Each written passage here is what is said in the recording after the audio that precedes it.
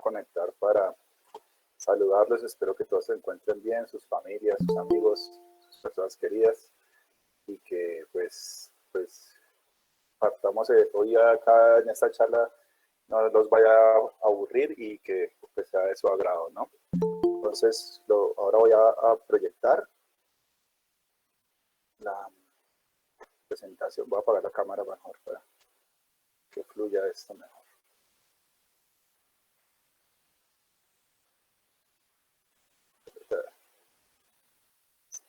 Para ahora toda la pantalla. Listo. Entonces, ahí veo la presentación, ¿cierto? Sí, ahí se ve. Listo. Bueno, primero que todo agradecer a los jóvenes, a los estudiantes de la Universidad Nacional. Yo soy egresado allá en el año 2002. Pues una experiencia maravillosa, gracias a esa universidad tiene uno lo que tiene hoy en día, y gracias a esto también pues uno ha aprendido muchas cosas a lo largo de este camino. Y una de las cosas que más me llamó la atención siempre en la carrera fueron la geología estructural, y tuve pues buenos profesores, buenos compañeros que eran también muy filosos en el tema, y nos apoyamos siempre en eso, y siempre seguimos siendo amigos después de tiempo, y tenemos unas buenas discusiones acerca de todos estos. En esa época, pues las secciones balanceadas eran como, pues, por decir, era la explicación en un dibujo de lo que pasaba en un ambiente geológico, ¿no? No pasaban de ahí, los software eran muy limitados para trabajarlas, y no pasaban de ser simplemente una representación gráfica pues, de una evolución geológica de un área de estudio. Entonces, con el tiempo todo esto ha cambiado. También con el tiempo hay mucha gente, pues hay gente que hay detractores de las secciones balanceadas, porque dice que todo balancea, pero pues eso es mentira, ya nos daremos cuenta que no. No porque el dibujo sea bonito o tenga bonitos colores significa que es una sección geológica esté bien hecha. Sí, acá veo por aquí al profesor Moreno, que fue profesor mío en la universidad. Él sabrá que en esa época uno en un informe tenía que presentar una sección geológica, un mapa geológico, una columna estratigráfica, y eran los tres pilares de un informe para entender qué es lo que pasaba, ¿no?, en el área, aparte de los mapas y todo lo que uno quisiera ya analizar. Pero esas tres cuestiones eran básicas, o han sido básicas, y se mantienen. Yo considero que se deben mantener hoy día para tratar de entender un área. Entonces, ahora con todo el tema del modelamiento estructural 2D, 3D, lo llamo 2D, 3D porque uno va del 2D al 3D, inclusive del 1D, va pasando, yendo y regresando en esos ambientes para mejorar, digamos, el tema de la precisión del modelo tridimensional, ¿no? Y ahora con las herramientas de CAD, pues eso es mucho más fácil. Pero eso básicamente es saber manejar. ¿Cómo es que usted tener el carro, no? Pero saber manejar un carro no es más complicado, ¿no? Y en ese sentido hay que tratar de conocer un poco los ambientes geológicos, los estilos estructurales del área. Y para empezar, pues yo quería hacer pues un honor a esto hace parte de un paper de la gente de Midland Valley ya hace ya más de 15 años, pero para mí es súper importante. Es una línea sísmica sintética donde ustedes pueden mirar ahí un estilo estructural, y pues la pregunta es la siguiente: ¿qué estilo estructural es ese? Entonces, si ustedes se meten a esa página, podríamos mirar qué piensan los que están acá en la charla acerca de, a ver si, acerca de eso. Meten el pin en esta página, la voy a poner en el chat. A ver, ¿dónde está el chat? Y ustedes mismos opinan, ¿no? Es una pregunta, son 4 opciones de respuesta que hay, y ustedes mismos miramos acá. Allá se han metido 3 personas, se pueden meter con el nombre que quieran o que quieran, y ustedes analizan cuál es la respuesta correcta. ¿sí? ¿O cuál es la respuesta que ustedes creen que es la más acertada en ese sentido? ¿Mm? Entonces es muy importante para tener en cuenta. Ahí están viendo mi pantalla, ¿cierto? Sí, sí. Listo. Entonces ahí ya tenemos 11 jugadores. Cuando tengamos unos 20, empezamos.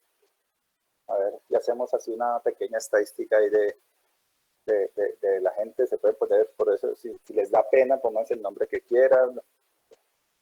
Nadie los va a juzgar y se van a dar cuenta que tampoco estamos para juzgar a nadie. No porque hagamos una cosa tenemos que creernos los expertos, porque la gente tiene derecho a equivocarse. Van 20, 22, en 25 que comience. Listo, ahí está. Ahí juegan ustedes.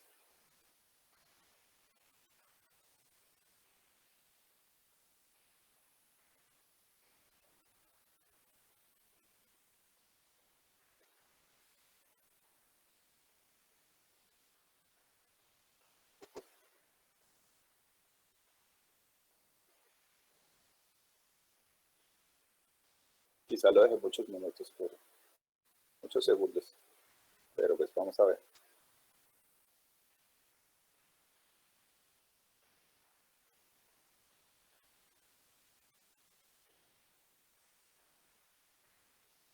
Van 18 o 19 respuestas y no sé cuántos se metieron. De pronto, creo que eran 25, 26. A ver, cuando frenen, miramos y miramos qué es lo que pasa.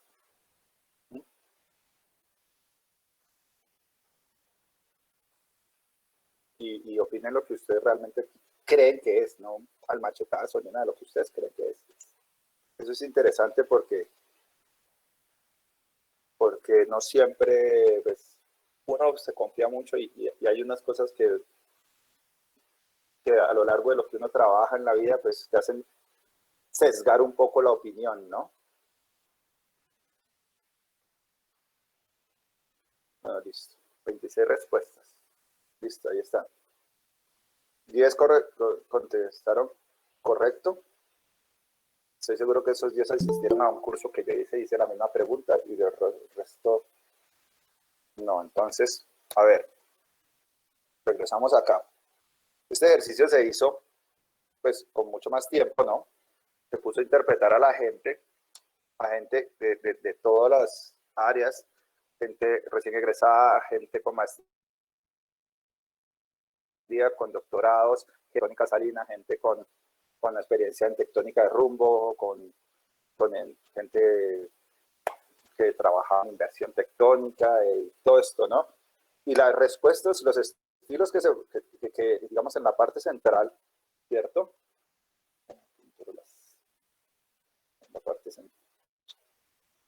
La parte central tenemos la representación como un light drawing de lo que se ve en la sísmica y estos son los resultados, ¿no?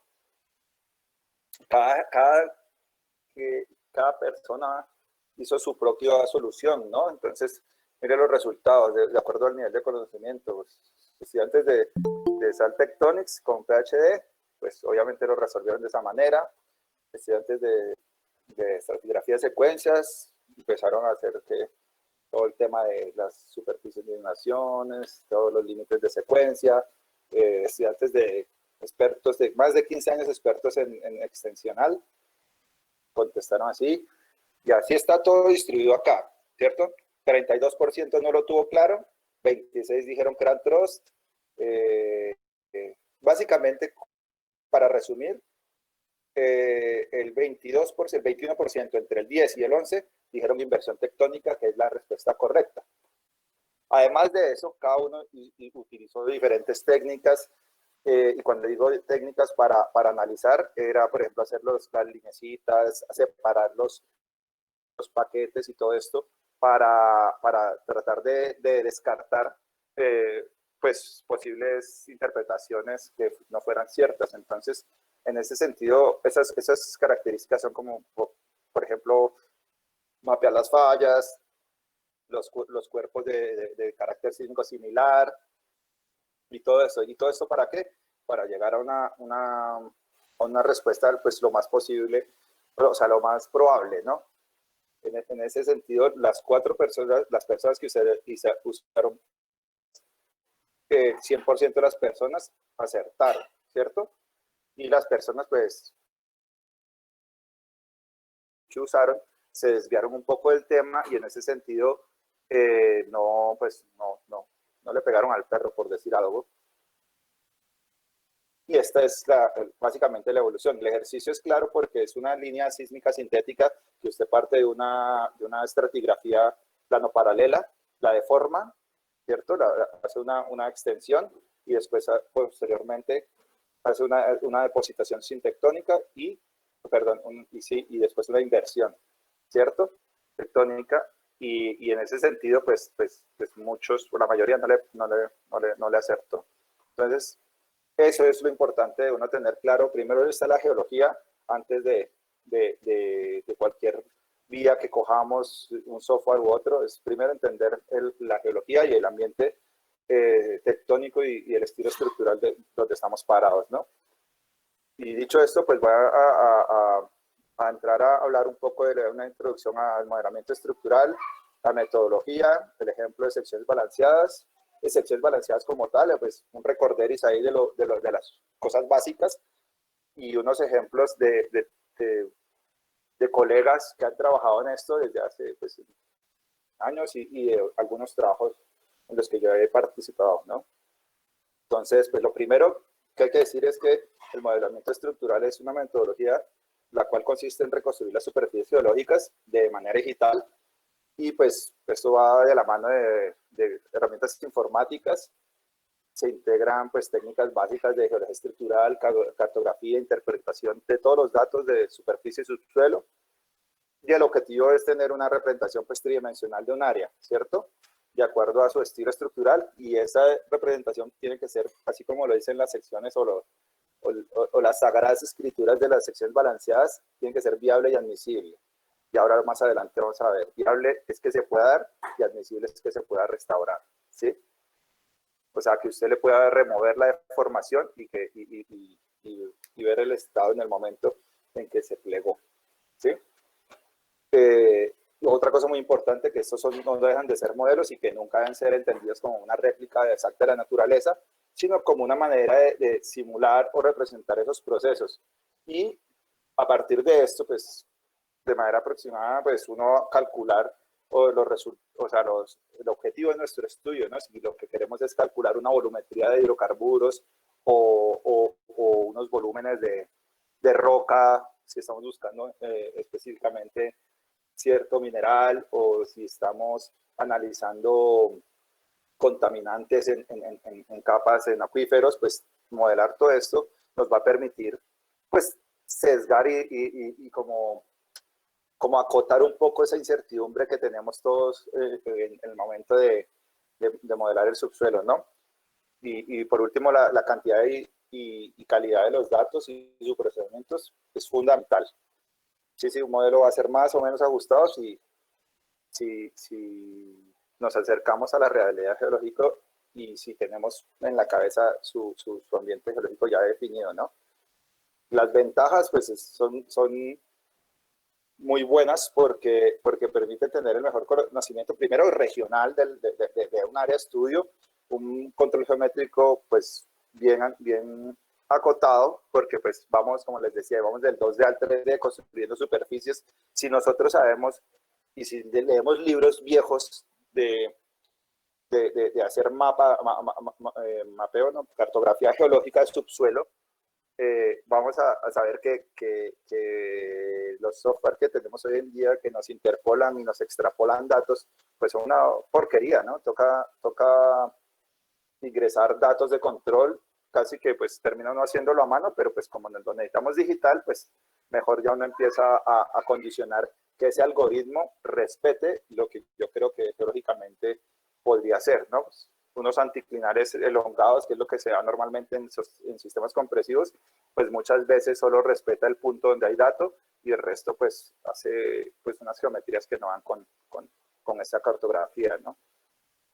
Entonces, esto nos permite a nosotros tener un conocimiento regional de cuenca, de área, y aparte de eso, pues eso es un input y en la medida que nosotros acotemos un poco la escala, nos acerquemos más, podemos, ese modelo que tengamos nos sirve para refinarlo y para hacer estudios más puntuales, ¿no? Y nos sirve como un esqueleto, un armazón para estudios pues como análisis de cuenca, evaluación y prospección de recursos, pues, de hidrocarburos, minería, agua, todo esto, ¿no?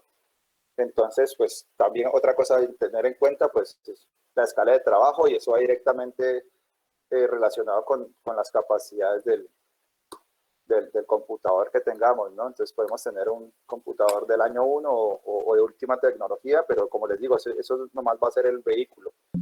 Es más importante, pues, tener en cuenta esto, pero es más importante saber de geología que saber de ingeniería de sistemas. Entonces, y tener también en la cabeza que pues hay zonas extremadamente complejas que son difíciles de modelar y pues que deben ser simplificadas, ¿no? Y ahora con esto que está de moda, pues no sé, uno puede estar o no de acuerdo con este tema, el tema del machine learning, de la inteligencia artificial, pues yo pues en ciertas partes pues lo comparto, porque hay ciertas partes como el caso de estos ejemplos donde pues lo que hace es ahorrar tiempo, ¿no? ¿No? La sísmica, creo que esa prueba de voz, ahí que se ve perfecto todo. Hay lugares que la vida real no es así, desafortunadamente. Pero pues bueno, para esas áreas pues existen estas soluciones y pues el mejor nombre que le pusieron también es inteligencia artificial, porque es absolutamente artificial y hace lo que quiera, y después uno le toca ir a revisar y a corregir. A veces es más tedioso. Esto es la vía real. Esto es una línea en un pie de monte, donde en las partes más tranquilas, estructuralmente hablando, pues se alcanzan a visualizar reflexiones, y en las zonas más complejas pues no se ve nada. Entonces, ahí es cuando debemos acudir a lo que nos enseñaron de geología estructural, a entender un poco todos estos manuales que existen, toda esa bibliografía que existe, porque encontrar una solución de esta u otra manera de acuerdo al ambiente tectónico, al estilo estructural, a todo esto. Y bueno, ahora vamos a hablar un poco de la metodología del modelamiento 2D, 3D, y es un flujo de trabajo como cualquier otro. Es una entrada de unos datos, un procesamiento, un análisis, una interpretación y posterior una validación, ¿cierto? Ya después, ya ustedes sacan conclusiones, escriben lo que quieran, pero esto es básicamente los cuatro pasos partiendo de una base de datos. Y la base de datos es lo más importante, ¿no? Tenemos hoy día pues acceso a información gratuita. Pues acá en esta página tenemos todos las imágenes satelitales. A escala más local podemos, digamos, acceder con esta herramienta el SAS Planner. Es una herramienta que pues está ahí, el tutorial está puesto acá, yo les comparto esta presentación. Ustedes cuando acercan en Google Earth, va cambiando a una mejor resolución, ¿no? La imagen, entonces ustedes pueden acceder a esas imágenes gracias a esa herramienta que es de los rusos, creo, sí, creo que es de los rusos. Y de verdad es algo pues, que ayuda mucho, porque le queda la imagen georreferenciada. Sí, no toca ir cuadrando puntos y resulta que cambió la carretera y esa curva ya no está allá, entonces no, esto ya queda georreferenciado y está bien. Y los descarga de las bases de datos de Google Earth, de Bing, de Nokia Earth, de todo, de muchos servidores. Entonces ahí están las opciones, y todo está en YouTube. YouTube es el que sabe manejar este tema, que son, como les digo, vehículos, y hay que hacer. Tenemos el mapa, perdón, el modelo de elevación de todo el planeta gratuito de 90 metros, que para unos estudios regionales es suficientemente resolutivo. Para unos más locales no hay, pero también existen. El modelo digital de terreno de 30 metros, de 12 metros, que también está en un servidor que se llama Alaska. Entonces, esto también es de gran utilidad. ¿Sí? Es este, ¿no? Ahí estaría la versión que uno descargaría. Creo que es este, el Alospace. ¿Sí? Y es un modelo digital de 12 metros. Y está pues también todo el planeta. Entonces, ahí uno va trabajando. O sea, no nos podemos limitar a esperar a buscar los datos. Hay cosas que ya están y ponernos a trabajar en lo que hay. El Servicio Geológico de Colombia pues cuenta con una base de datos. Espérense un momento que me está sonando algo acá. Yo para allá mismo. Con una base de datos de los mapas geológicos que están aquí en verde en esta página, y uno descarga el que necesita, descarga el informe. Normalmente esos mapas no han cambiado o se han actualizado, que ahora están todos referenciados. Un momento. ¿Sí me escuchan? ¿Sí me escuchan o no? ¿Sí me escuchan? Sí, se escucha bien. Ok, es que tenía un chillido, de pronto alguien activó un micrófono por ahí. Entonces, tenía un chillido ahí de una repetición. Bueno, entonces tenemos esto, que es absolutamente de acceso libre y lo podemos utilizar. Hay que entender pues que esos mapas no son muy modernos, pero, pues también porque la gente tiende o tiene la tendencia a rajar del trabajo de los demás, entonces estos mapas se hicieron en la medida que se podían hacer y con las herramientas que se pueden hacer. Hoy estos mapas se pueden mejorar muchísimo con los modelos digitales de terreno, poner bien las trazas cartográficas, mejorarlas, ¿sí? Y respetar los datos que pues detrás. Entonces, eso es buenísimo y es súper importante. Tenemos acceso a información sísmica que se puede georreferenciar. Existen software como este para llevar una imagen escaneada, una fotografía y ponerla en formato CWI. Acá vemos un merge o la unión entre un CWI como tal y un escaneado. Y eso se puede acceder y pues ahí está todo el documento para hacerlo, ¿no? Tenemos herramientas para el celular, pues yo sé que nadie va a ir a meter un iPhone a una quebrada, pero hay a veces algunos que somos un poco idiotas y lo hacemos, pero tenemos esto o las tablets de estas que, por ejemplo, usted sabe que la tecnología avanza y uno compra una tablet y ya no sirve para nada, no sirve pues, para lo que uno lo usa, que es para jugar o lo que sea, pero les funciona con el Field Move o con esto y entonces como tienen un GPS, pues ese GPS se puede utilizar y todas estas herramientas son gratuitas, ¿no? Son de acceso, usted puede crear su localidad, su tipo de medición, su columna estratigráfica, medir las fotos y todo eso lo exporta a un KMZ y lo puede acceder en Google Earth o si usted tiene acceso al 2D Move o al Move, pues lo plotea ahí. Pero pues en principio si usted lo tiene en KMZ, el KMZ se lo recibe en ArcGIS y en los softwares más comunes, ¿no? Y no son tan costosos. Tenemos herramientas hoy día pues para ver, digamos, en la historia o la evolución, digamos, basados en los mapas de Scottish que a nosotros, digamos, en la época nosotros nos tocaba pues cada mapita por individual y en la fotocopia del primer piso. Y ahora pues hay un software que usted va moviendo acá, que le dice hasta cuánto CO2 había en el tiempo y puede usted poner ahí un KMZ por ejemplo, Bogotá o Chía y ver cómo se ha movido y todo a lo largo del tiempo. Entonces, es interesante pues todos estos aplicativos. Otros datos de entradas, o sea, no porque uno va a hacer modelamiento estructural tiene que sesgarse a solo ser estructural. Los datos de estratigráficos son súper importantes. La tectónica sedimentación es, digamos, lo más, digamos, es como esa unión entre dos disciplinas que permiten a uno pues tomar decisiones y evaluar una cuenca, ¿no? Y pues tenemos también la ayuda de los registros eléctricos, las columnas, los muestreos de pozo, todos estos datos tienen que ser integrados. Entonces, pues la idea es uno tener un BEM, su mapa geológico, su análisis estratigráfico y lo más importante, la carga de los datos, que ahí es donde empieza Cristo a padecer, porque muchas veces nosotros no hacemos un control de calidad de los datos y, por ejemplo, en este caso, ahí vemos que la imagen no coincide. Digamos, en la flecha verde hay una colina, pero la colina está en la flecha roja en el CWI. Entonces, si uno no omite esa tontería, es lo que puede pasar. Se pone un pozo ahí, pero realmente la línea era acá. ¿Sí? Entonces, cuando ponga el pozo, mire dónde le quedó la diferencia. ¿Sí? Lo puede poner mal fácilmente, solo por omitir un control de calidad que mucha gente, pues hoy día los muchachos o no les gusta trabajar en carga de datos y todo esto, pero es una de las cosas más importantes del proceso, porque es lo primero, ¿no? Se va a trabajar con eso de ahí para adelante y si ya empezamos mal, pues ya sabemos cómo va a terminar.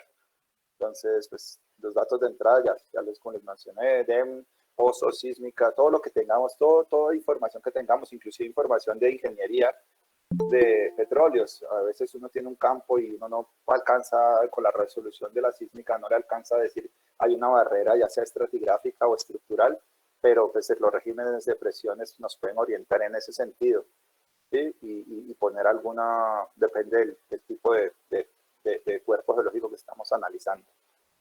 El análisis de los datos, pues básicamente aquí me baso en geometría, en espesores, buzamientos y pues partimos nuevamente de un modelo digital de terrenos. Algunas veces no teníamos, ahora tenemos a 90 metros, pero si tenemos más resolución, queremos más resolución, ahí pues toca ir a acudir a los mapas de contornos, hacer un mallado y luego empastar las fotografías aéreas sobre este modelo. Eso es fácil y a partir de eso podemos extrapolar, digamos, características geológicas y estructurales que no podemos muchas veces acceder, ya sea desde porque pues no puedo acceder por seguridad, seguridad de que me vaya a ir por un barranco o como que me vayan a pegar un pepazo, pues lo que sea, ¿sí? Todas las restricciones que tenemos y más en este país. Pero entonces podemos nosotros tratar de resolver algunas cosas. Obviamente eso va a depender de la resolución de nuestro modelo digital y de la distancia de esas trazas cartográficas que midamos, ¿no? Y podemos pues de ahí a obtener datos, pues poblar más el modelo con datos estructurales. Otra cosa acá es, por ejemplo, lo que les decía, las trazas cartográficas, uno sabiendo los buzamientos y todo eso, vemos que acá hay una quebrada. Aquí tenemos una quebrada que va por acá y sabemos que pues la mayoría de los datos están tomadas en las quebradas, pues decimos, no, ese dato para mí es válido y es consistente, se repite muchas veces, pues entonces esa capa que yo veo ahí, debería estar buscando ahí y puedo corregir yo mi traza cartográfica y mejorar el mapa, ¿sí? Sin necesidad de decir que el que lo hizo antes no sabía, porque pues hay que saber el contexto de dónde y cuándo lo hizo y cómo le tocó y cuánto le costó, ¿sí? A partir de todos esos datos cuando se compila la gran base de datos, pues podemos reproducirlos usando técnicas básicas de geología estructural como los dominios de orientación, digamos en este caso dominios cilíndricos, proyectar unos datos a lo largo de un eje, de un pliegue y utilizarlos. Miren el resultado acá, este es un anticlinal y tiene una serie de datos ahí, están analizados con el diagrama tangente, con el estereonet.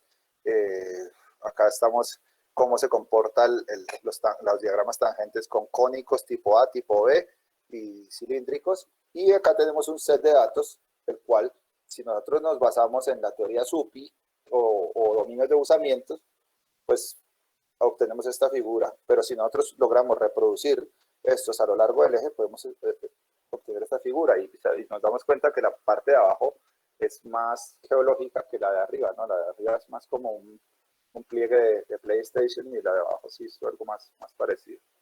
Sí. Bueno, tenemos acceso a lo que quisiéramos esperar de los mapas, las geometrías de las estructuras. Tenemos acá una serie de afloramientos virtuales en Google Earth, donde podemos ver todo esto, la geomorfología, que es súper importante para entender cómo deberían ser las características, y más en un país como Colombia, que tenemos tanta vegetación, por dónde debería ir la traza cartográfica y cómo debería comportarse, y si hay una falla, cómo sería, y si hay dos pliegues, por ejemplo, en este caso, si yo solo tengo, o sea, si hagan de cuenta que esto está súper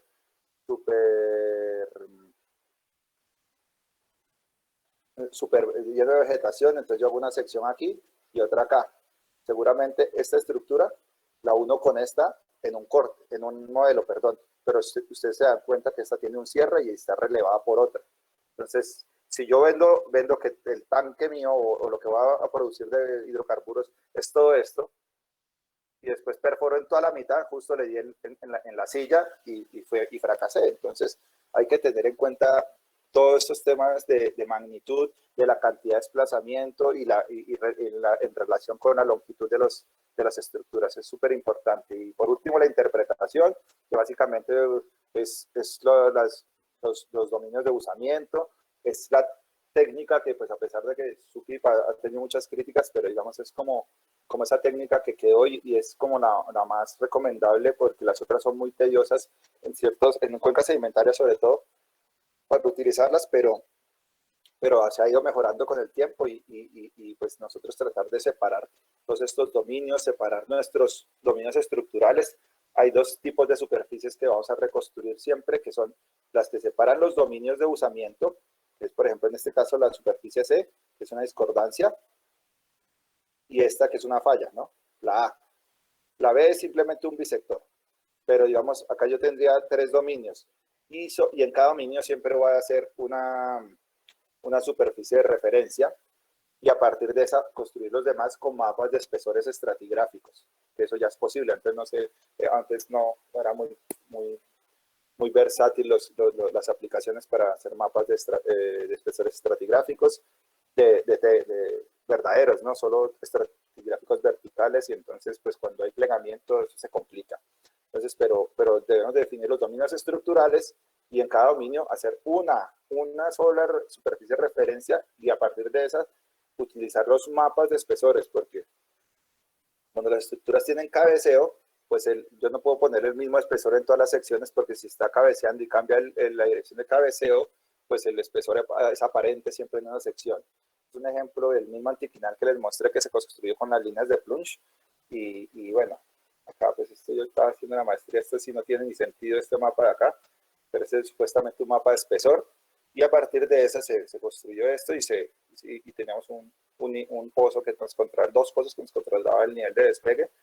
¿Y qué es la ventaja de esto? Pues que si uno al final tiene un modelo estructural, un tridimensional, pues uno corta esto donde se le dé la gana, y si digamos uno ubica un pozo y resultó que por cosas de la vida el señor que tiene ese predio dijo, no, yo aquí no me perforan, me toca perforarlo desde el lado de acá, yo ya hice la sección balanceada, acá pues no, pues simplemente yo corto por donde pueda y construyo la sección nuevamente muy rápidamente y me queda coherente, ¿no? Lateralmente con todo lo que yo ya he venido haciendo, ¿sí? Hay bibliografía vieja que es muy útil, que normalmente nosotros nos quedamos en los papers nuevos, que básicamente últimamente no es que sean muy chéveres, pero digamos hay una bibliografía como el mapa del subsuelo, la geología estructural 3D y este que es un clásico, que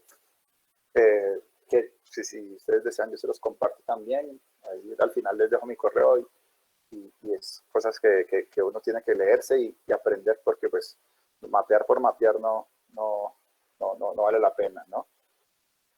Por último, vamos a hablar de la validación. ¿Y cómo validamos un modelo? Puede ser de lo básico, restitución cinemática 2D, es la más asequible a todos nosotros, la podemos hacer en papel, la podemos hacer en Corel, en AutoCAD, en Mux si tenemos. Listo, hay herramientas de restitución cinemática 3D, pues esta sí es muy relativa, porque siempre es como todo, uno sí tiene que poner un punto de pivot o de fijo y todo llevarlo desde ahí, entonces son como movimientos relativos. Y está pues también los tetraedros cuando construyes la capa y ver la deformación, pero esa deformación depende del movimiento, ¿no?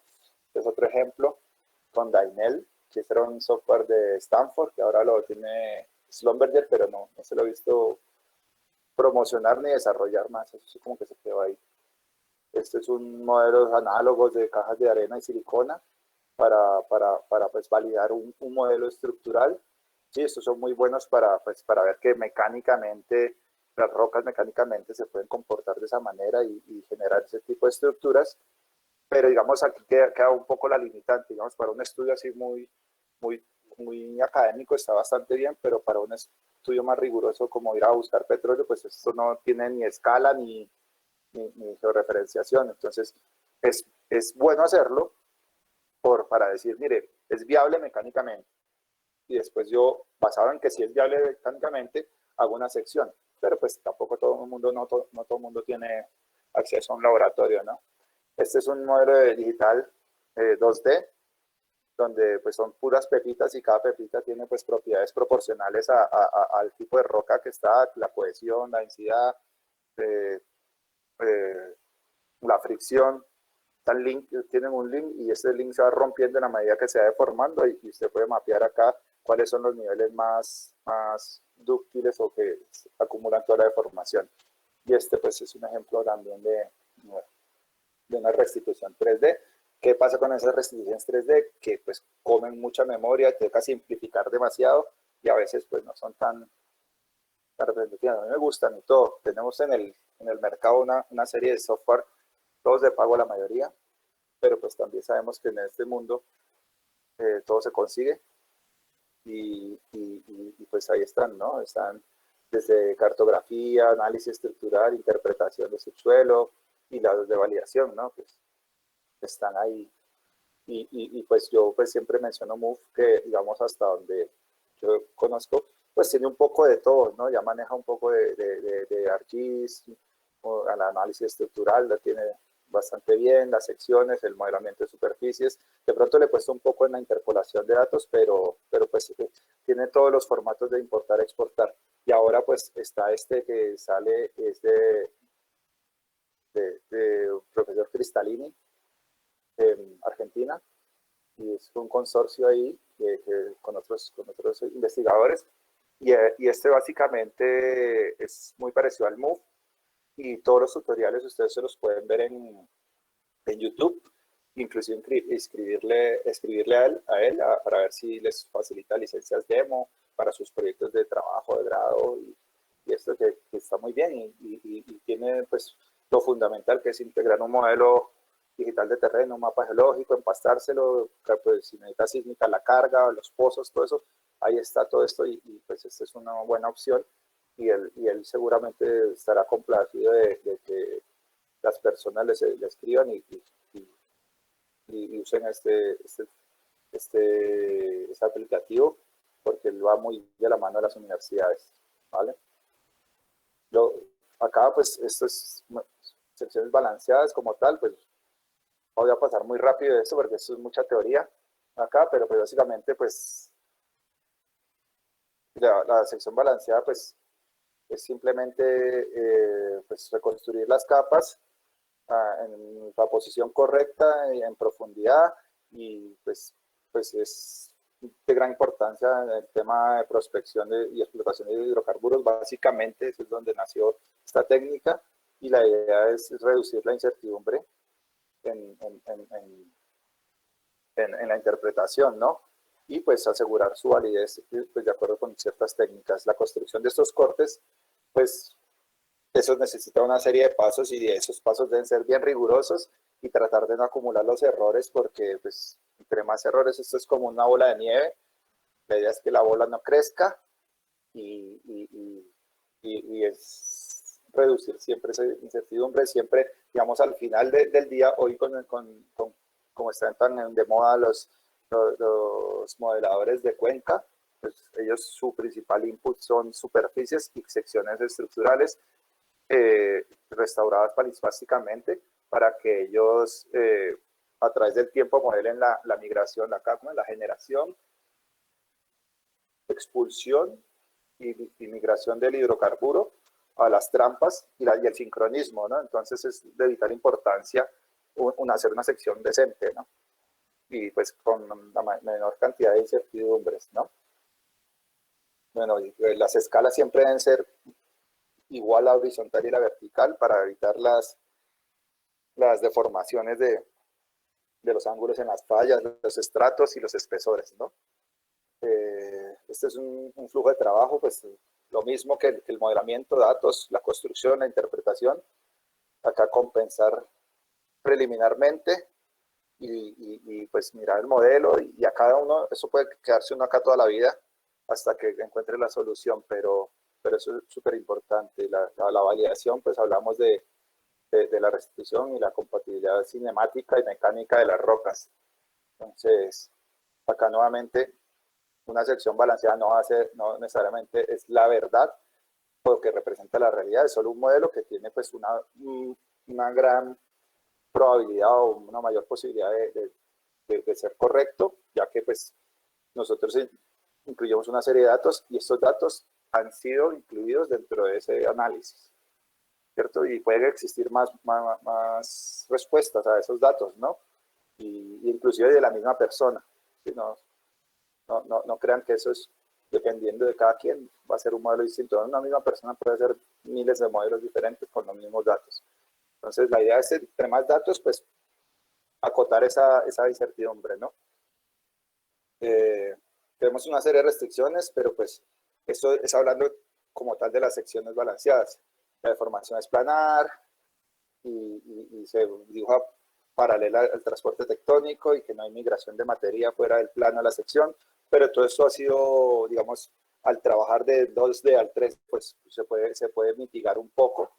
Y bueno, lo otro, lo del plegamiento concéntrico también se ha mitigado un poco porque uno ya si conoce la estratigrafía y si tiene control sobre esa estratigrafía, las capas competentes las va a pintar de una manera, las capas más incompetentes pues las va a pintar de otra manera y va a resolver la situación de mejor manera y mucho más si usted tiene mayores datos de entrada como mapas de facies, como mapas de espesores, todo esto, pues, no solo estructural, no solo geometría, toca incluir más datos, ¿no?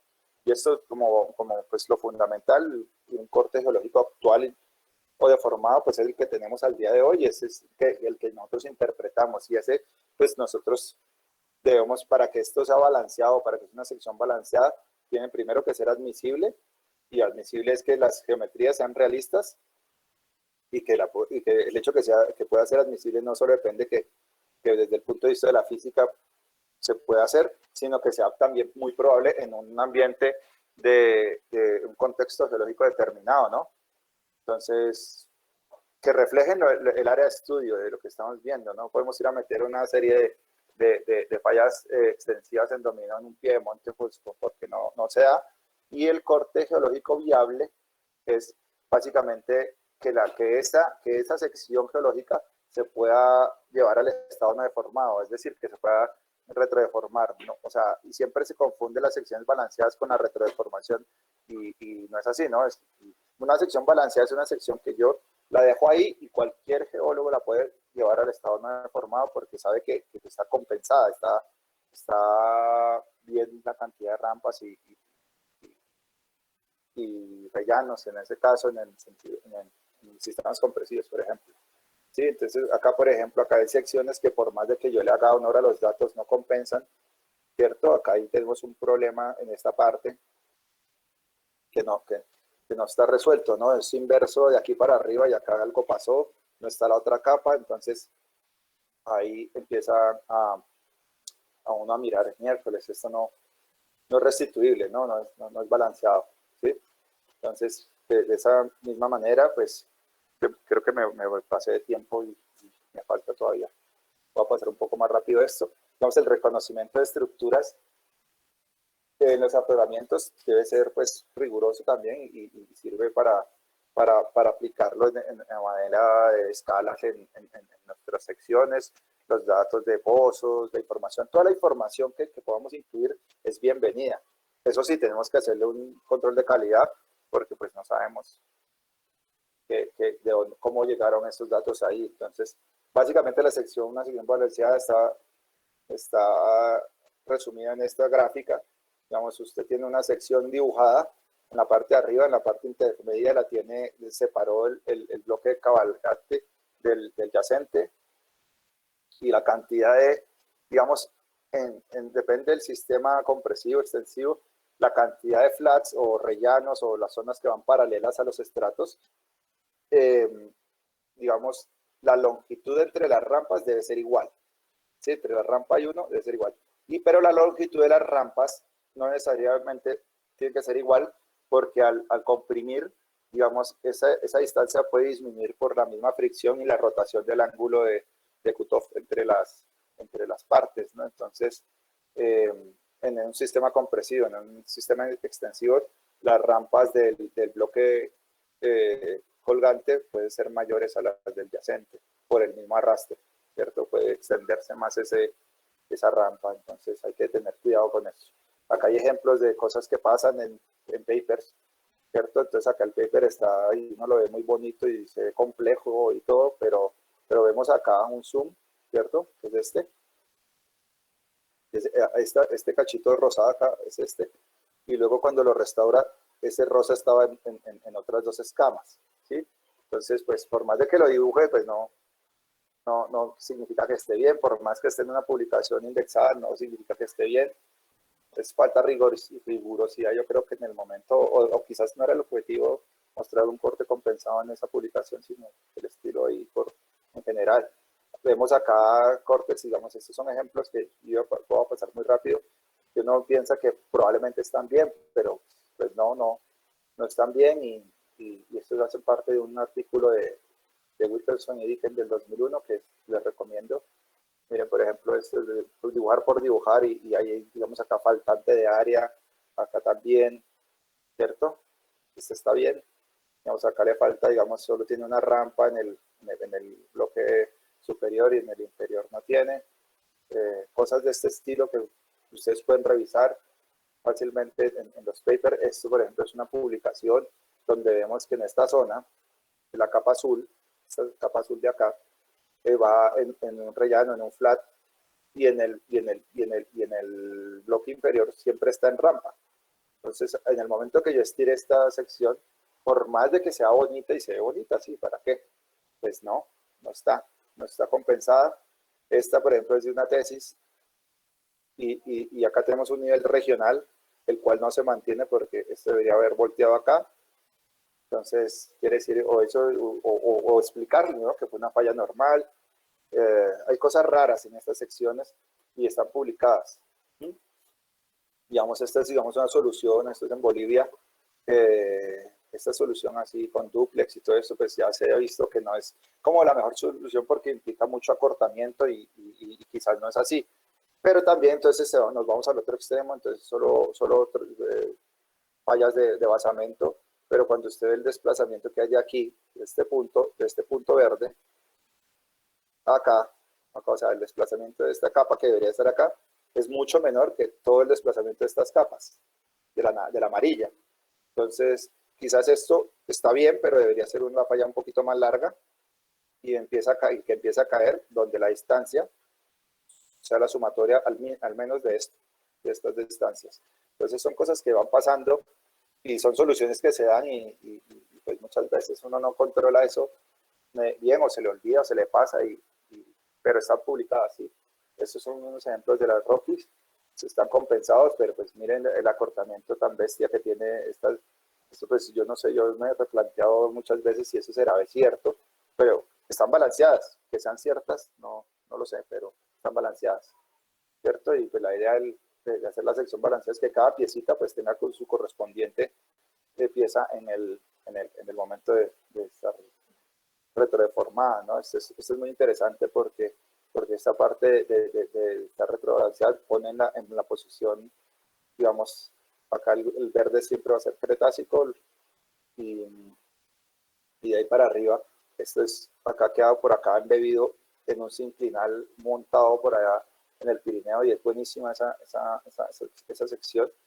Y también tiene muchas cosas raras porque también tiene tectónica salina, tectónica de shale, es buenísimo. Tenemos cortes restaurados a escala cortical desde el Pirineo, tenemos cortes balanceados, este por ejemplo está balanceado y es muy supi, muy geométrico, pero es un pre-drilling que cuando, pues por la moda me imagino, o por el sesgo que uno tiene muchas veces, no, eso debe ser de tectónica de piel delgada, pues cuando lo perforaron pues no era así, era algo más sencillo y el acortamiento, si ustedes se dan cuenta, estos son 10 kilómetros, quiere decir que el acortamiento de aquí a acá vienen siendo como unos 40, 50 kilómetros. Si lo pongo aquí, este acortamiento viene siendo, por decir algo, de aquí hasta, no alcanza ni el corte y va siendo más de 100 kilómetros.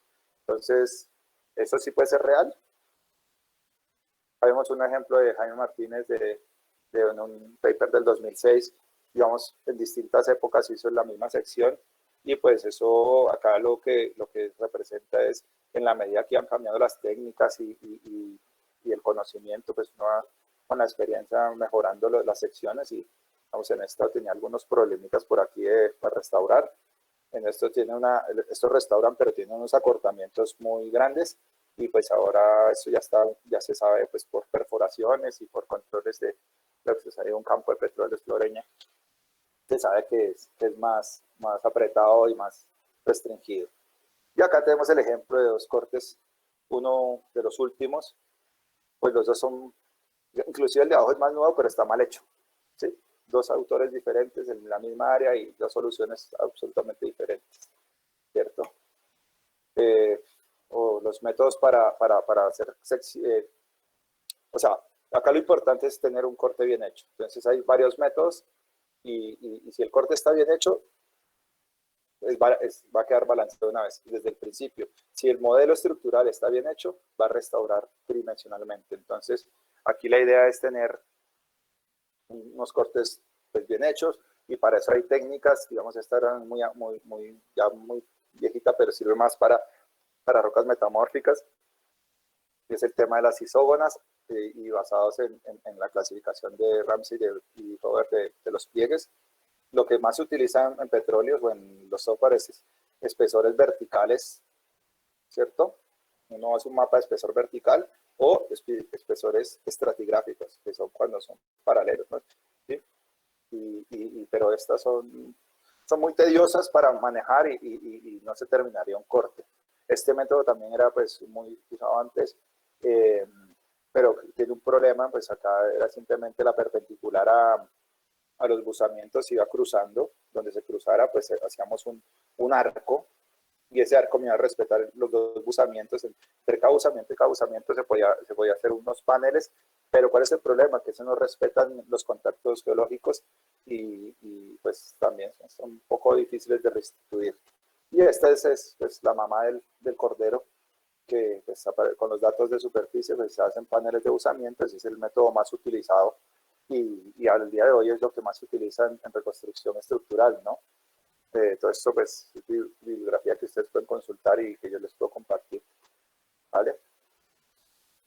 Y las técnicas de restitución, pues aquí vamos a hablar solo de tres, que es pues las principales, que es conservación de la longitud de las líneas, de las áreas y una combinada.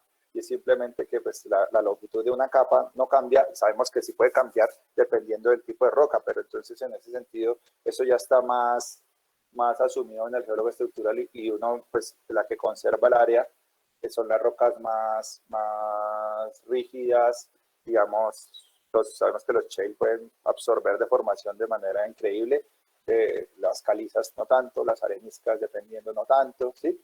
Entonces, pues en ese sentido, pues podemos asumir este tipo de restitución. La restitución por áreas, básicamente el exceso de área es compensado con la profundidad del despegue, es despejar una ecuación. Esa es muy interesante porque no solo sirve para unidades dúctiles como sal y diapiros de lodo, sino también ha sido utilizado para compensar, digamos, orógenos, ¿no? Y en ese sentido tenemos un ejemplo muy bonito de Martín Cortés, de su tesis de doctorado, para calcular el despegue de la cordillera. Entonces, es bastante interesante esa técnica y básicamente es la que más se utiliza, combinar las dos, ¿no? Longitud y área. Al final es eso, ¿no? Ya, pues me quedo acá doble. Y por último, voy a mandar unos ejemplos así rapiditos de estudios que se han hecho. Este es de Martín Cortés, de la tesis de él, del flanco occidental de la cordillera oriental cerca a Girardot, ¿cierto? Entonces acá, ¿qué tiene importancia de este trabajo? Este trabajo, pues a partir de una sísmica se interpretan unas fallas principales, esas fallas las cuantifican, ¿cierto? Entonces él mira acá que hay un desplazamiento total que tiene una coherencia bastante, pues, cercana, ¿no? Pero si uno mira las fallas independientemente, cada una se comporta de distinta manera. Entonces, ¿qué pasa? Pues como todo, ¿no? Como cuando uno se levanta por la mañana y si quiere quitar las cobijas, pues uno empuja las cobijas con las piernas y se arruga esa cobija y salen 1000 pliegues, o sí, 1000 pliegues ahí, pero toda la cobija se movió más o menos la misma cantidad, pero pues cada pliegue se movió de diferente, o cada estructura se movió de diferente manera, ¿cierto? Y eso es, digamos, es una tesis que es del 2004, pues las restricciones que habían en ese momento para hacer modelamiento tridimensional eran limitadas, ¿no? Pues es una tesis porque él pone en evidencia ese tipo de cosas que muchas veces, sobre todo en la industria del petróleo, la gente pinta las fallas como si fueran infinitas, que no se acaban, que no se relevan, y eso es algo que pues, es muy peligroso en el momento de perforar un pozo, ¿no? Este es otro trabajo también de Martín, pero en los llanos, y en este lo importante es, digamos, que tenemos una secuencia en el Cretácico inferior que está controlada por unas estructuras extensionales y que de acuerdo a esa disposición puede estar controlando la geometría actual del piedemonte llanero, ¿no? Entonces él hace unas secciones, las restaura y él plotea esos acortamientos de cada falla, cada sección y cada falla, ¿no?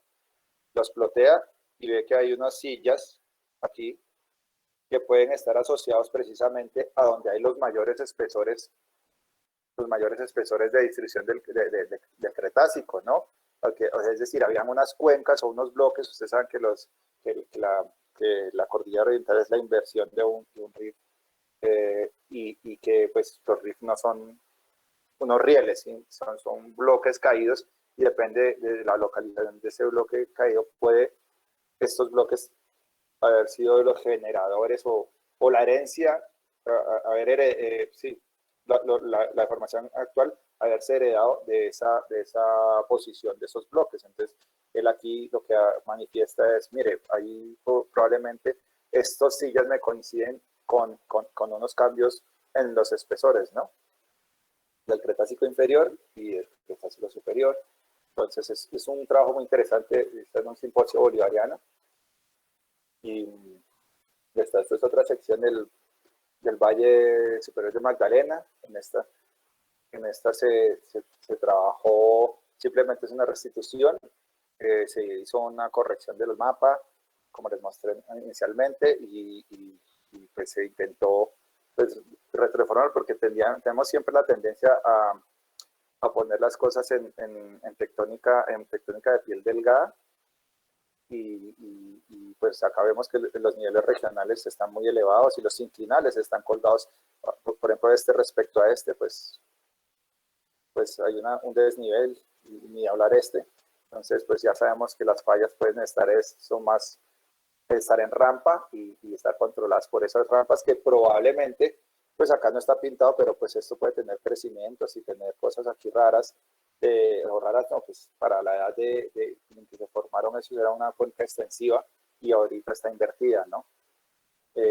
Hacemos el análisis de profundidad, velocidad, tiempo de profundidad para hallar unas velocidades y de esta manera poblar la sección, y se hace una restitución y una restitución palimpástica para ver cómo se formó, y vemos que el acortamiento pues está del orden de los 24 kilómetros en esta zona, que es algo razonable, ¿no? Si hubiésemos modelado esto con tectónica de piel delgada, sin duda el acortamiento sería al menos de unos 100 kilómetros, ¿no? Entonces, el orden de magnitud. Este es un ejemplo que trabajamos en el piedemonte llanero, donde tenemos un sinclinal enfrente, que es el de Nuchía, y tenemos dos secciones acá, que son las que voy a mostrar. Una sección que está localizada. Me perdí el mouse.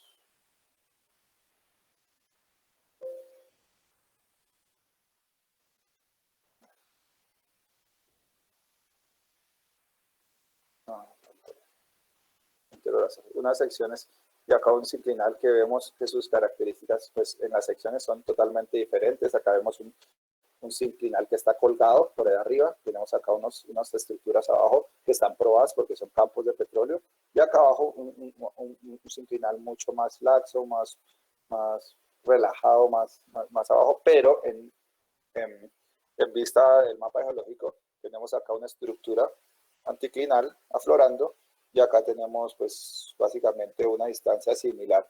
Entonces, ¿qué es lo que condiciona todo esto? Pues hicieron la restitución, a ver qué pasa ahí y a ver cuánto era el acortamiento desde esa estructura que estaba aflorando allá, y nos da que la estructura está desplazado 22 kilómetros, y en el corte del sur está desplazado 21 kilómetros.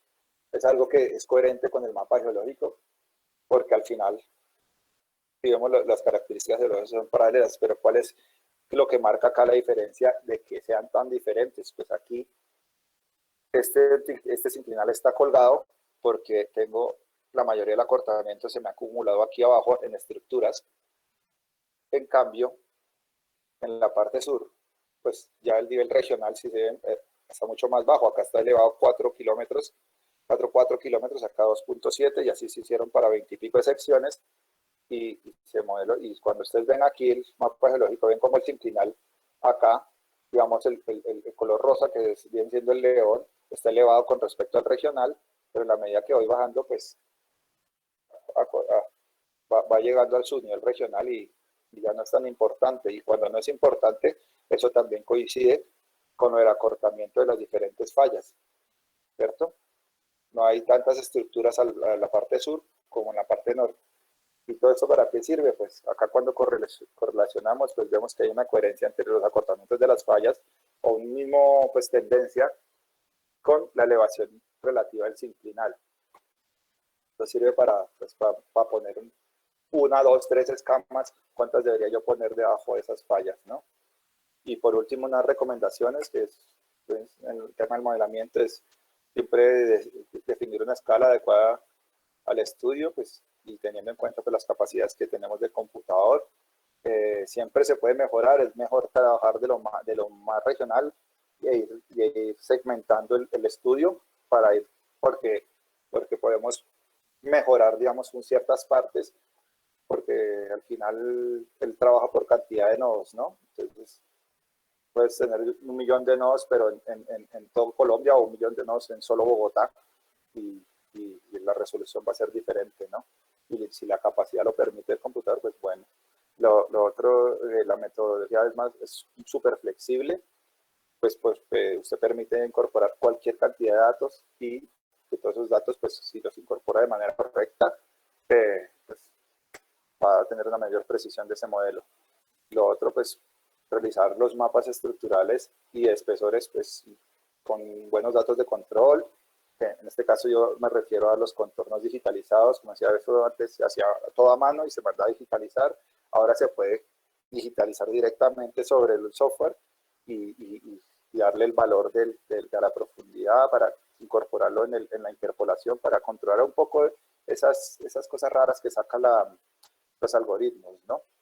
Y por último, se debe intentar siempre la validación, y la geométrica y cinemática es una buena opción, ya que pues no tenemos siempre un laboratorio, nadie lo tiene en la casa, y pues que a pesar, como les comentaba, pues son muy bonitos esos modelos y todo, pero digamos en el momento de cuantificar las cosas, al final, digamos, este es un paso intermedio en la toma de decisiones, ¿no? Este paso, digamos, a partir de aquí va a venir un modelador de cuencas, y me va a decir, oiga, sus secciones las necesito, o su modelo tridimensional restaurado lo necesito para hacer un modelo tridimensional de migración, de generación, migración y expulsión, y poner a ver cuánto, si esto balancea, digamos, en tema cantidad de roca generadora con lo que se ha visto. Se pueden cotejar los mismos campos que han producido y que ya están declinados, usted los puede declinar, y si el modelo es viable, pues usted también puede validarlo por ese lado, ¿no?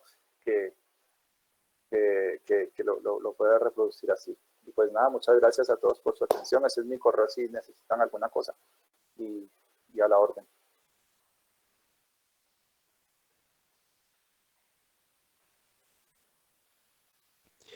Listo, Daniel, muchísimas gracias por la presentación. Hay algunas preguntas en el chat, las voy a ir leyendo, ¿listo? Listo. Bien. Listo, la primera dice que cuál es la influencia real de las fallas transcurrentes en el modelado 2D y 3D y si esos movimientos pueden ser restaurables. Mire, hay gente que dice que eso no, que eso no restaura. ¿Sí? Que es que, ay, que es que entonces tenemos rumbo, entonces, pues, porque tengo rumbo no restauro. Y eso es una falacia, eso es absolutamente... Usted cuando restaura, usted tiene que estar asumiendo que si eso se movió en rumbo, pues usted pone la porción que debería estar en la posición, porque usted al final va a modelar sobre esa secuencia palinspástica. Entonces, yo creo que las personas que dicen eso es porque no les gusta o no quieren o no saben restaurar, pero sí se puede. Y además, salvo que sea una falla así muy bestia, pues el acortamiento normalmente pues, o sea, no se mueve mucho en el rumbo, en la tectónica de strike slip. Es más, la influencia siempre está más controlada, o hay una falla maestra de rumbo y las demás son asociadas o a transpresión o a transtensión y son restaurables perfectamente.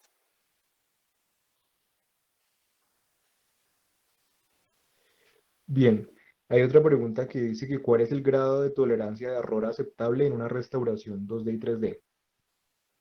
Uy, eso es una pregunta bastante difícil. Digamos, uno lo que parte es de tratar de poner las secciones en la dirección del transporte tectónico y creo que el límite es más o menos 10 grados. O sea, ¿cierto? Uno analiza las redes estereográficas de la parte regional y lo segmenta por direcciones preferenciales, con los diagramas rosa, con todo eso, y uno pues trata de no desviarse incluso yo diría que es 6 grados suficiente para poder poner la sección, porque también la sección yo la debo poner donde tenga la mayor cantidad de datos, ¿no?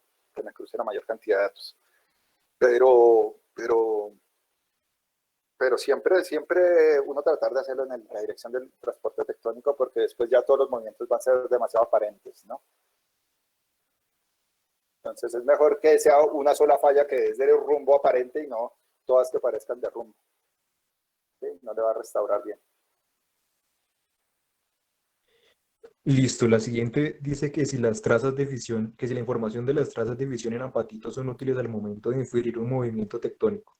Son excelentes datos. Se me olvidó mencionarlo, pero son excelentes datos. Porque si usted las tiene muy bien calibradas, todo este tema, habrán unas que tendrán un rango de error mucho mayor, pero las que usted tenga bien cotejadas y si le dice, vea hermano, digamos, la restauración es simplemente el matacho eh, eh, con la remoción de la deformación. Pero si usted dice a los 5 millones de años esta unidad estaba a esta profundidad porque las trazas de fisión me dicen que esto estaba acá, pues usted calibra esa sección y el geoquímico puede tener un lapsus de tiempo mejor calibrado, decir, no, entre 6 7 millones estaba acá, a esta profundidad, entonces me dio tiempo para generar, que no sé qué, o no se va a formar. Eso es digamos, usted reconstruye el accidente, pero todos estos datos ayudan a reconstruir los intectónicos, los análisis de procedencia, los datos de termocronología y de geocronología le ayudan a usted a, a, a descifrar en qué tiempo se movió cada cosa como tal, poniéndole, digamos, un nombre y apellido a cada sección. Digamos, una cosa es restaurar geométricamente y otra cosa es ponerle todos los calibrados los tiempos. Entonces, en ese sentido, todas esas técnicas son súper útiles. Ok, hay una más que dice que cómo puede influir el análisis de fracturamiento de diaclasas en superficie en un modelo estructural. No, es buenísimo, siempre todos esos datos, porque inclusive el ejemplo que yo mostré del anticlinal que hice con líneas de plunge, la verdad al principio era una tesis para hacer fracturas, y yo me mamé como un año midiendo fracturas, hermano, y a lo largo del pliegue, ¿no? Entonces, cómo variaban de acuerdo a las charnelas, a la cresta, a la parte frontal, al backline, y al final resulta que ese es el pliegue más frontal de una deformación de un orógeno, que es el Pirineo. Y, y, y cuando usted ploteaba las fallas, las fracturas y las ponía en la relación con la estratigrafía, esas fracturas habían sido generadas previas al plegamiento, o sea, estaban plegadas, rotadas. Entonces, todos esos datos son importantes porque usted le dice, miércoles, la deformación venía acumulada, se rompieron en tal dirección, en tal, y usted sabe esa relación que hay del fracturamiento versus la generación de las estructuras, y en ese sentido usted puede decir, miércoles, si habían fracturas, esto se pudo haber llenado o no llenado, todas esas cosas le sirven para usted, pues, salir de dudas, ¿no? De ciertas cosas. Entonces, todos esos datos, sobre todo cuando los datos de fracturas usted los tiene de fracturas, altura, espaciamiento, todas estas cosas, todos los análisis de scan de fracturas, vale la pena. Hay un software muy bacano que es de la Universidad de Roma 3, no me acuerdo cómo se llama, Daisy, creo que se llama Daisy, y ese hace unas transectas para fracturas versus espesores, versus todo. Eso es muy, muy, muy interesante ese software. Ese es muy chévere. Yo lo utilicé, pero pues como le digo, no me sirvió para un carajo porque pues, las fracturas ya no eran importantes porque eran previas. Yo quería saber si había relación con el plegamiento. Listo, hay una pregunta de Andrés Martín que dice que en secciones donde se involucre deformación no solamente en regímenes frágiles, sino también dúctiles, ¿qué tan válido es usar las compensaciones volumétricas vistas en las rampas y planos suprayacentes al deformar el basamento en régimen dúctil? No lo entiendo muy bien la pregunta. Sí, está como muy larga. No sé si Andrés está ahí, si quiere puede activar el micrófono y hacerla directamente. Hola Daniel, ¿cómo me escuchan? ¿Me escuchan perfecto? Hola Andrés. Andrés, ¿cómo está? Pues primero, pues gracias por la charla, estuvo muy entretenida, me gustó mucho los ejemplos gráficos que usted mostró. La pregunta básicamente es, pues considerando que la deformación no solamente es frágil pues en superficie, sino en profundidad, se alcanzan regímenes dúctiles. Digamos, qué tan válido es como hacer esas compensaciones volumétricas, porque a veces estas restauraciones pues no son satisfactorias o no son coherentes, sino pues que No, se mira, involucra el basamento. ¿Esto siempre sí, claro. es válido? Mire, hay muchas cosas ahí que vienen de la mano de su pregunta. Una, todas las rocas, o sea, cuando usted retrodeforma una sección, o sea, usted está omitiendo una deformación intrínseca que tiene cada tipo de roca, presión, disolución, estas fallas de acomodación en areniscas, en calizas, pues los shales ni hablar, los cambios de espesores, todo eso. Pero más que eso, hay una cosa muy importante y que se me olvidó mencionar también, quizás por la premura del tiempo, es uno siempre debe tener un mapa lo más preciso del basamento, porque usted tiene un modelo y su modelo es como un cubo. Entonces tiene que tener las 6 caras del cubo. Las 4 verticales se la da el área de estudio, la tapa se la da la topografía y la base se la da el mapa del basamento. Y si el mapa del basamento demuestra que usted tiene rampas laterales o relevos y todo eso, pues usted puede muy fácilmente explicar toda esa geometría. O sea, cuando usted vea miércoles, acá esto se me puso súper espeso y que no sé qué, pues, mire, es que el basamento acá había un hueco o algo así, y quizás era que había más espesor de ese depósito, y al ver eso, pues cuando se deforma o retrodeforma, dice, bueno, si esto iba para el hueco, por eso es más espeso, por eso tiene mayor relieve estructural en esta parte, la falla, el plegamiento, que en una parte pues como más sur o más norte, respecto a donde no hay, digamos, esos depocentros que son, pues, que al final son lo que se va a mover y lo que se va a incorporar sobre un basamento o sobre un nivel de despegue. Pero claro, eso es también, digamos, uno lo que tiene que tratar es de descartar todo lo que no podría ser, ¿sí me entiendes? Pero siempre eso es como el detective, ¿no? Ir eliminando sospechosos. No sé si respondí la pregunta. Sí, sí, señor Daniel, muchas gracias. Vale, gracias. Bien, hay algunas preguntas más. ¿Seguimos, Daniel? Claro que sí. Listo. La siguiente dice que cuando la información de la línea sísmica 2D no coincide con el concepto geométrico estructural y obliga a atravesar reflectores, a cortar reflectores, ¿hasta qué punto podría tomar como válida dicha información? Eso es una pregunta muy buena porque eso es la pelea que casi se va uno a las manos con los geofísicos, ¿no? Porque los geofísicos muchas veces pues están en creencias, ellos le dan validez a la información geofísica y, pues yo sí tengo que decirlo que pues no siempre es así, ¿no? A mí yo puse un pozo y me salió como un zapato. Nosotros pensábamos que era diferente, pero no, que eso es información y puede ser así. Listo, no vamos a echar culpas a nadie, pero digamos es como cada quien le da valor al dato que conoce, ¿no? Y yo al no ser geofísico, pues yo digo, si usted me dice que es información, entonces pues toca hacer una solución con esa información. A partir de ese momento ya no le creo, digamos, en zonas complejas, no le creo a ningún reflector, a ninguno. ¿Sí? Entonces, digo, más bien cómo esto será, más bien cómo es el estilo estructural en superficie, más bien cómo es el estilo de estructural donde se ve. Entonces, si son parecidos, ¿por qué este tiene que ser diferente? ¿Sí? Si yo me pongo a dibujar reflectores que la mayor de las veces son sonrisas de estos artefactos sísmicos o ruido, pues quizás pues me puede salir una estructura muy loca, pero que no tiene nada que ver con el estilo estructural del área. Entonces, en ese sentido hay que, pues primero, ser paciente y congeniar con nuestros colegas geofísicos, incluir, como eso les decía, no es solo porque soy estructural, entonces yo digo que es así y tal, sino para eso están las diferentes disciplinas. Dice, mire, hermano, ahí esas fases son así, entonces uno mira, de pronto, entonces si son muy dúctiles, pues les puede estar dando un tipo de plegamiento diferente al que tiene en la parte más frontal o cosas así. O tengo un dato de un pozo por allá y eso ahí pregunta y le dan ese dato y lo puede incluir. ¿Sí me entiendes?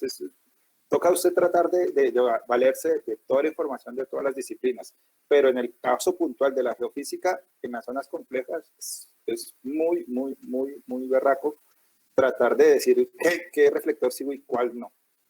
Eso es más échese la bendición si quiere y si es creyente y para adelante, man. Bruto pero decidido.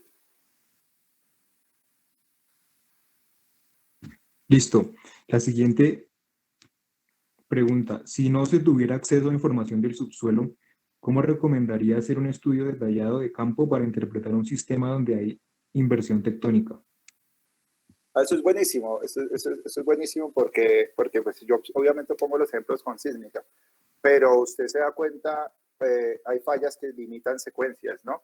Y no hace falta, digamos, poner una línea sísmica para darse cuenta que a partir de cierta falla yo empiezo a involucrar rocas más antiguas, como Cretácico inferior, como Jurásico, y en las fallas del frente solo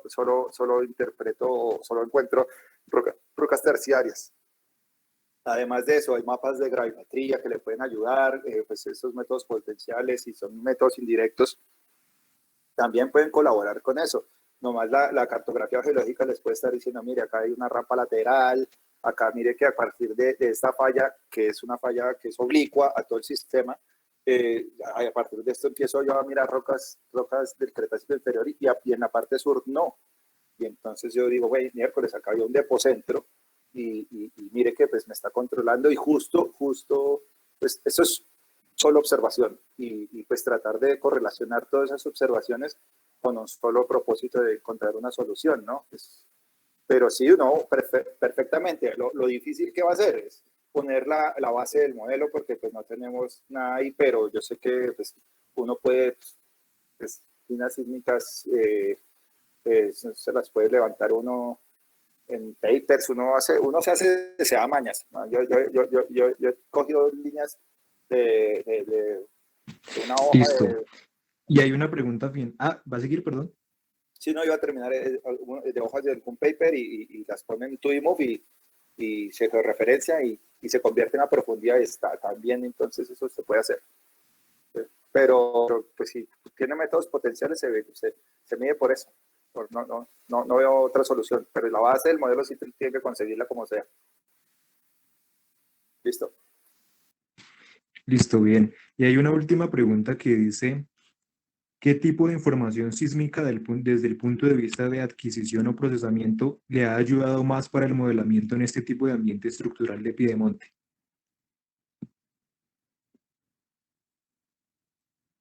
sísmica, ¿qué tipo de información se refiere a qué tipos de reprocesos? Supongo. Sí, yo creo. O Sí, si no, si está Edgar Borda todavía en la llamada, puede activar su micrófono y aclarar la pregunta. yo supongo que será eso, porque digamos, una línea sísmica puede tener 10 tipos de reprocesamiento y 10 tipos diferentes, ¿no? Eso es algo bastante cruel, pero, pero si quiere precisar la pregunta, bienvenido. Sí, Daniel, buenas noches con todos. Gracias por la presentación. Sí, en realidad mi pregunta va más bueno, yo soy geofísico. Estoy escuchando tu respuesta atento a la que decías en eso de los reflectores. Bueno, sí, o sea, lo que quiero decir es de que en este tipo de ambientes, que es muy complicado, entiendo, ¿qué tipo de adquisición sísmica, si ha habido alguna, con algún tipo especial de adquisición o de procesamiento? También entiendo que hay métodos de reprocesamiento que de repente pueden mejorar esa información y de repente que permitan pues que se puedan dejar de pelear, ¿no? Sí, claro. Vamos primero por el tipo de reprocesamiento, que ese, digamos, es casi que eso es como maquillar las cosas, ¿no? Es tratar de sacarle algún dato a lo que ya tenemos, a lo que ya adquirimos. Y en ese sentido, pues hay empresas que manejan pues, tipos de algoritmos, los de TBI, que son Cross-Belt Imaging, son supuestamente, pues yo he visto y hacen unas cosas bien chéveres, pero pues ahí definitivamente si el dato ya viene jodido desde el principio, no creo que se pueda hacer mucho. ¿Y qué es lo que pasa? Que en estos tipos de ambientes tectónicos, al tener usted unos flancos tan verticales, las estructuras tan apretadas, pues usted tendría que echar geófonos, digamos, por poner algo, usted está en Bogotá y echarlo hasta Caracas.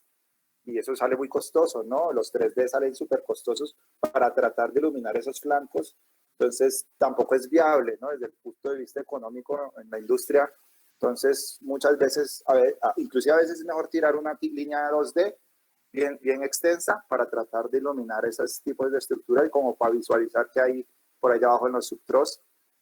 Pero es muy complicado todo el tema de la adquisición y los multicanales y todo esto. Pues yo he visto que dan buenas soluciones y todo, pero el problema es el costo, ¿no? El costo con respecto a lo que yo voy a ir a buscar. Si voy por 10 millones de barriles o voy por 500 millones de barriles, si vale la pena. ¿Sí? Eso yo creo, pero y de reproceso, sí, reproceso es para el gusto del consumidor. Uno le dice, no, quiero que se vea esto y se ve. Hacen que se ve, eso sí, tengo la plena seguridad. Entonces, digamos, eso es más de manejo de los datos como tal, de la información, pero si ya viene mala, viene mala. Y generalmente viene mala en esas zonas complejas, en esas zonas donde hay apilamientos. ¿Sí? Pero yo he visto unos ejemplos muy bonitos ahí en las Rockies, pero pues, no sé si están muy manoseadas o muy model drive, o lo que sé, algo así.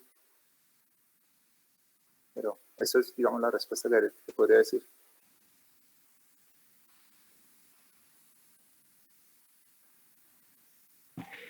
Listo, Daniel, esas serían todas las preguntas por el momento.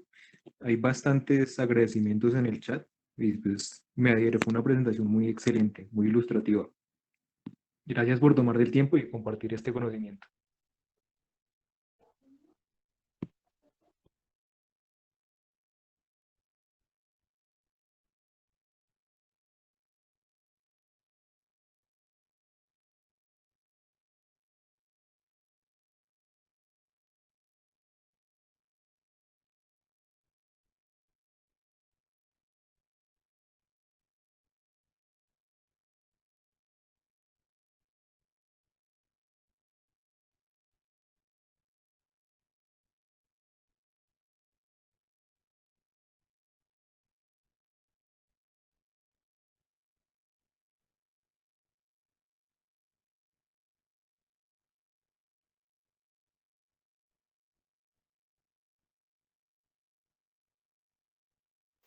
Listo, ahí lo dejé.